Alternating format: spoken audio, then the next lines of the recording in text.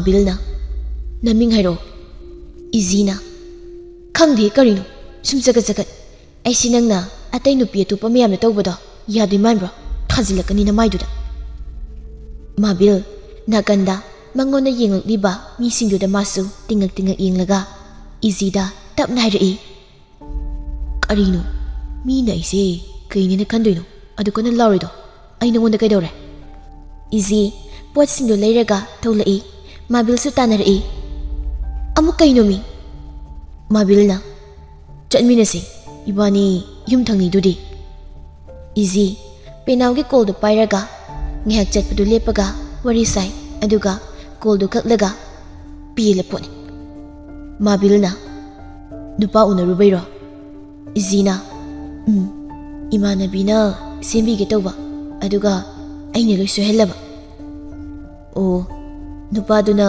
kem haraktraba haraktrmali nang mage thengna dawba leiba by any chance Izina leitreda nupadu kaino aina haidi profession do doctor nang namanabi duga huzigi doctor duga punbraba imanabi do nurse ni adudi mangondam tang silhalo as yare ai taliso kola inangi hello penau na Thursday do soiba yare ko sarla kani hai hausidagi prepare taro kadabani nang handaka na tholaba haibi di hainu nang Izina hoi phone do thamlaga Mabil da nulai Mabilna unadawraba hoi amuktangi thengna dawri okay ai favor ma habiure nangi kai nangna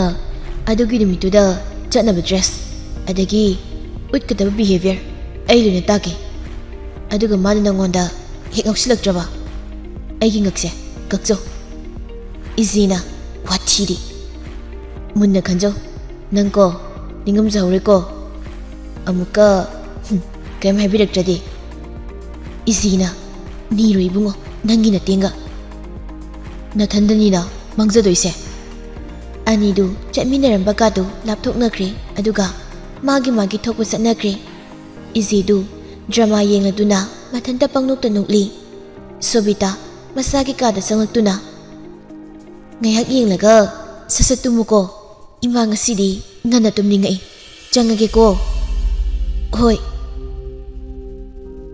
Mabildu night rat chana batholakpani lapna nupi ma uri mamara kaino masu yawi adu ubada Mabildu mayumda changdabida Izi hoigi mayumda ngamnaba karai aduga Izi thongnaududa tok thili aibumta kanbiyo Izi khangpre khangna ima kanano sibo kaino Mabilna aini amta Izi thongnauda hangdoklaga numidang sida nangauraba mi lesabi kata sangaise Mabil balcony da famlaga makada yengthei aduga mamitu usilaga asida kamai karakrino khangauche ayum sasakige asigi nupise hekhankibaga please makutu lambi romdu da thili ahalamaga lesabi maga lakpadu ure Izina nang kaidorubaino singna haro natradi ai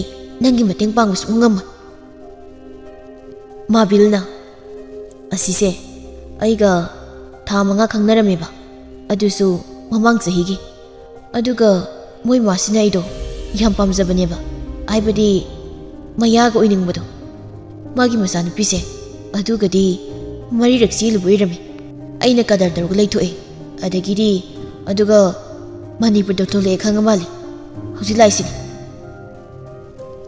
Izina numidang sida adugi lakadro hangusalo yam thajadraga hoi ai nupi budi yam koiko aduisu nongmuta ai yumdu pusilakte moina thiraga khangjaba ngaktani adagi asikpuda kaida nongmuta sapminade asai fast food ta kaida date naw ma kayama tawba khakni ai bu yamna nupi chopadawna ga dahirakana kaungnadrasu yai nang sum yumthangnabani na matengni biwani pangdrasu yai kumgi tawi Izina yare pakte sileo ꯑꯩ ꯃꯈꯥ ꯀꯨꯝꯃꯨꯒꯦ ꯑꯩꯈꯣꯏꯗ ꯆꯪꯉꯛꯇꯣꯔꯦ ꯅꯨꯄꯤꯁꯤ ꯃꯥꯕꯤꯜꯅ ꯀꯩꯅꯣ ꯍꯥꯏꯁꯤꯕꯣ ꯑꯩ ꯀꯥꯏ ꯂꯣꯠꯇꯣꯏꯅꯣ ꯑꯗꯨꯗꯤ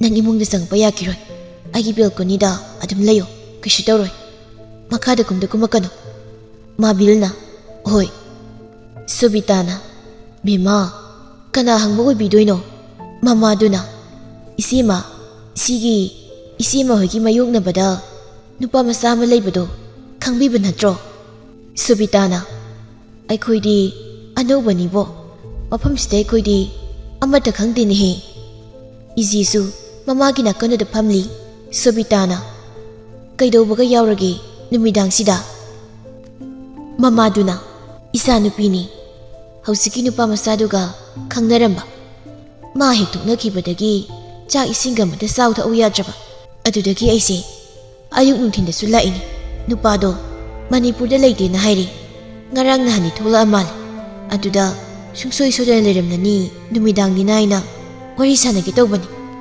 ꯁꯣꯕꯤꯇꯥꯅ ꯀꯔꯤ ꯋꯥꯔꯤꯅꯣꯗꯣ ꯏꯕꯦꯝꯃ ꯏꯆꯥꯁꯤꯕꯨ ꯆꯥꯎ ꯊꯛꯎ ꯌꯥꯗ꯭ꯔꯦꯅꯕꯨ ꯅꯨꯄꯥꯗꯨꯒꯤ ꯃꯅꯥꯛꯇ ꯅꯨꯃꯤꯗꯥꯡꯁꯤꯗ ꯄꯨꯔꯒ ꯂꯥꯛꯄ ꯃꯗꯨꯗꯤ ꯅꯨꯡꯉꯥꯏꯇꯦꯗ ꯀꯅꯥꯅꯁꯨ ꯑꯗꯨꯃꯥꯏꯅ ꯂꯥꯛꯑꯒꯅꯦ ꯃꯃꯨꯛꯁꯨ ꯑꯣꯏꯅꯤꯡꯉꯣꯏ ꯈꯤꯇ ꯈꯜꯂꯨ ꯀꯩꯗꯧꯒꯦ ꯅꯣꯏꯕꯣ ꯑꯩꯗꯤ ꯀꯩ ꯇꯧꯔꯕꯅꯣ ꯄꯥꯈꯠꯇꯅ ꯆꯪꯍꯟꯕꯅꯤ ꯑꯗꯨꯒꯤ ꯑꯣꯏꯔꯗꯤꯅꯦ ꯊꯤꯟꯗꯣꯛꯆꯔꯒꯦ ꯃꯃꯥ ꯃꯆꯥ ꯑꯅꯤꯗꯨ ꯌꯥꯝ ꯏꯀꯥꯏꯅ ꯊꯣꯛꯈ꯭ꯔꯦ ꯁꯨꯕꯤꯇꯥ ꯃꯆꯥꯅꯨꯄꯤꯗ ꯌꯦꯡꯂꯒ ꯍꯧꯅꯕ꯭ꯔꯥ ꯍꯥꯏꯕ ꯑꯁꯤꯕꯣ 이지나 ꯅꯨꯄꯤꯁꯦ ꯆꯦꯟꯁꯨ ꯆꯦꯜꯂꯨꯔꯕ ꯃꯥꯜꯂꯤ ꯃꯥ ꯁꯣꯕꯤꯇꯥꯅ ꯃꯣꯏꯒꯤ ꯁꯤꯒꯨꯝ ꯋꯥꯔꯤꯗꯒꯅꯦ ꯏꯌꯥꯎ ꯌꯥꯄꯣꯟꯇꯦ ꯃꯁꯣꯡ ꯄꯥꯛ ꯅꯥꯏꯗꯕ ꯀꯔꯤ ꯌꯨꯝꯕꯥꯜꯂꯣꯅꯣ ꯁꯤ 이수 ꯇꯥꯗꯕ ꯀꯧꯏ ꯍꯧꯅꯗꯦ ꯃꯣꯏꯒ ꯑꯣꯟꯁꯤꯟꯅꯕ ꯇꯨꯝꯃꯨꯔꯣ ꯌꯥꯔꯦ ꯀꯩꯗꯧ ꯀꯨꯝꯃꯛꯏꯅꯣ 이지나 ꯍꯣꯏ ꯏꯁꯧꯗꯨ ꯂꯥꯡꯒꯅꯨ ꯌꯥꯔꯦ ꯇꯨꯝꯃꯣꯏ ꯃꯥꯁꯨ ꯐꯖꯅ ꯄ꯭ꯔꯞ ꯀꯥꯔꯛꯏ ꯃꯥꯕꯤꯜꯗꯨ ꯕꯦꯜꯀꯣꯅꯤꯗ ꯂꯦꯞꯄꯝꯗꯕꯗꯨꯗ ꯀꯣꯏꯌꯦꯡ ꯌꯦꯡꯉꯤ ꯑꯗꯨꯒꯗꯤ ꯐ꯭ꯂꯣꯔꯗꯨꯗ ꯅꯥꯈꯣꯛꯈꯩ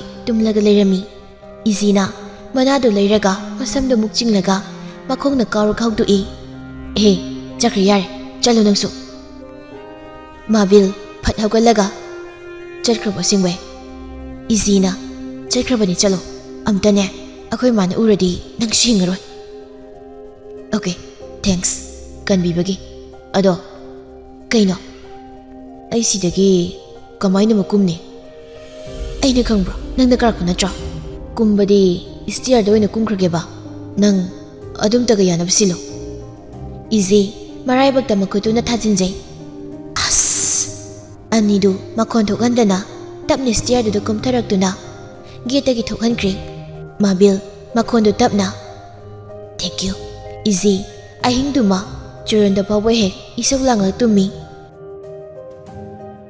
ꯅꯣꯡꯉꯥꯟꯕꯒ 인터뷰 ꯆꯠꯅꯕ ꯍꯣꯕꯦ ꯂꯣꯏꯁꯤꯜꯂꯤ ꯁꯣꯕꯤꯇꯥꯅ ꯕꯦꯝꯃ ꯃꯈꯥꯗꯅꯦ ꯂꯥꯏ ꯈꯨꯔꯨꯝꯕ ꯀꯥꯎꯅꯤꯀꯣ ꯅꯄꯥꯒꯤ ꯃꯅꯥꯛꯇꯁꯨ ꯆꯪꯉꯝꯃꯨ 이지 ꯃꯄꯥꯒꯤ ꯐꯣꯇꯣꯗꯨꯗ ꯒ꯭ꯔꯣꯡ ꯆꯤꯟꯁꯤꯜꯂꯒ ꯑꯩ ꯆꯠꯂꯒꯦ ꯄꯥꯕꯨꯡ ꯏꯁꯇꯤꯌꯔꯒꯗꯨ ꯑꯅꯤ ꯀꯥꯟꯗꯨꯅ ꯆꯦꯟꯊꯔꯛꯏ ꯏꯃꯥ ꯈꯣꯏꯔꯝꯃꯤ ꯂꯣꯏꯅ ꯊꯣꯛꯑꯒꯦ ꯁꯣꯕꯤꯇꯥꯅ ꯍꯦ ꯇꯥꯈꯠ ꯇꯧꯒꯅꯨ ꯒ꯭ꯌꯥꯟ ꯇꯥꯅꯅꯦ ꯅꯄꯨꯛꯅꯤꯡ ꯆꯪꯅ ꯈꯨꯝꯃꯝꯃꯨꯀꯣ ꯆꯣ ꯒꯥꯔꯤꯀꯥꯗꯣ ꯏꯟꯊꯤꯖꯅ ꯌꯦꯡ ꯊꯧꯀꯣ 이지나 ꯍꯣꯏ ꯒꯥꯔꯤꯗꯣ ꯃꯤꯅꯤꯠ 5ꯃꯨꯛ ꯊꯧꯔꯛꯄꯒ ꯁ꯭ꯇꯥꯔꯠ ꯃꯨꯠꯂꯤ ꯑꯣ ꯍꯧꯔꯛꯑꯅꯤꯃꯨꯛ ꯑꯩꯒꯤꯗꯤꯕ ꯊꯥꯎꯁꯨ ꯌꯥꯎꯔꯤꯅꯤ ꯀꯩꯒꯤꯅꯣ ꯃꯁꯤꯕꯣ ꯑꯁ ꯄꯨꯡꯗꯤ ꯇꯥꯗꯣꯔꯦ ꯃꯥꯕꯤꯜ ꯃꯥꯒꯤ ꯕꯨꯂꯦꯠꯇꯒꯤ ꯃꯈꯨꯠ ꯍꯥꯏꯔꯛꯏ ꯑꯩ ꯒꯥꯔꯤ ꯀꯩꯗꯧꯔꯦ 이지나 ꯗꯥꯎꯒ ꯌꯥꯎꯗꯤ ꯃꯥꯟꯗꯦ ꯑꯋꯣꯏꯕ ꯃꯥꯕꯤꯜ ꯒꯥꯔꯤꯗꯨ ꯊꯧꯖꯤꯜꯂꯒ ꯈꯥꯝꯃꯤ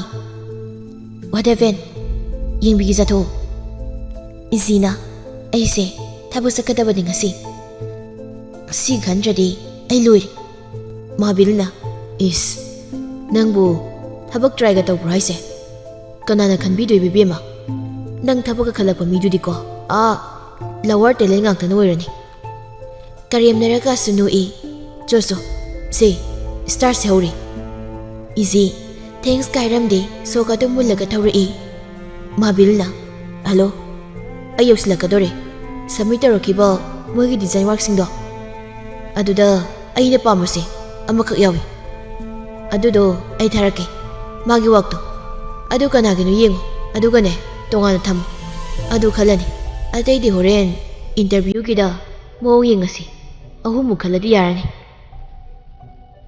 Hoi sir, lakti loi laknari. 10 minutes ki manungda haunaba tawraki. Eigi mafamda yobaga sor masakna hondoktuna mapi maroga do semi aduga minok amaga confident na yomlabi nupi magum khongthang launa thangduna changai. Magum makayani leramlibadu adu ubada ma khankidra amuk khanjai. Phampham sapham khangdaba makai phamlaga magi tan ngairi. Eigi yawi bro, amta lengsin biro. Eigi haugatuna. May I come in?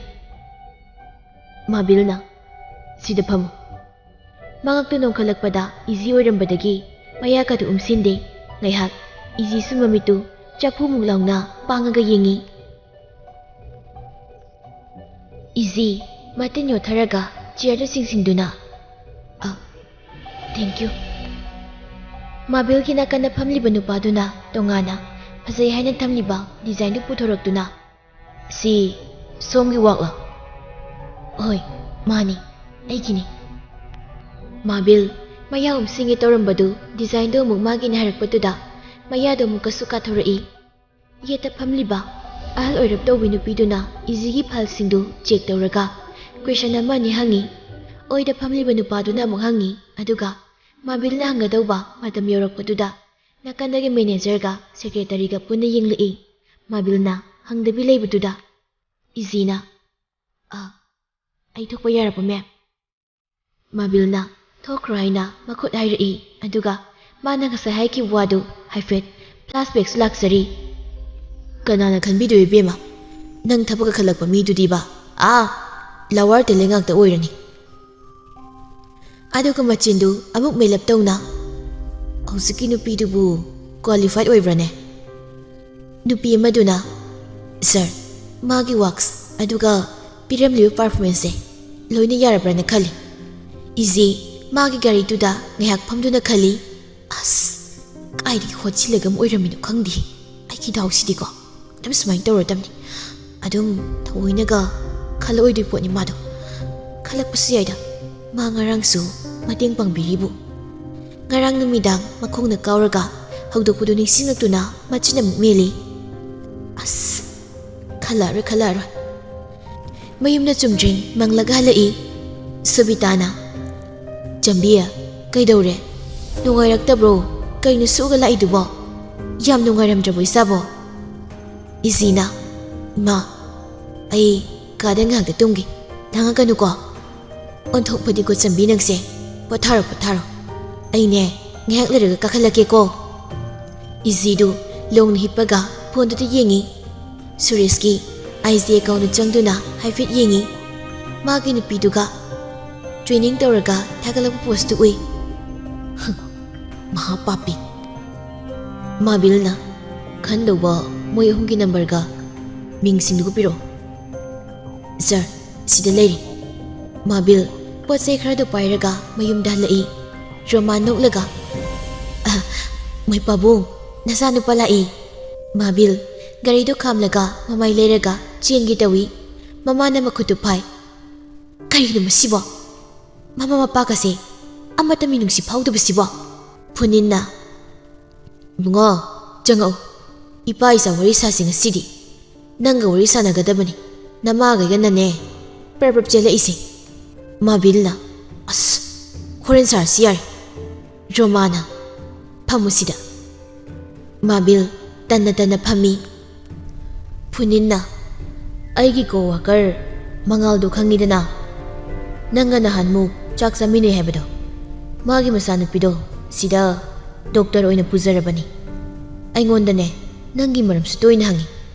Mari chasinaba, pamamali. Madu oina tarosi, atubada ne, nang chahiya ngangatri, ipagi bungo. Romana, nupi masado, masakas yam na sangkoli. Nanga muktang din ne, unanaba tawsi. Tintaba ka na dri. Mabil, makok taipet hotli.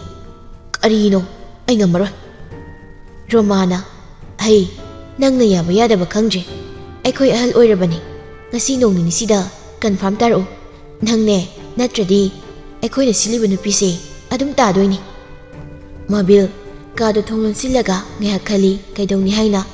Aduga khaliba employees ani duda call tawkhraga Eigi thami.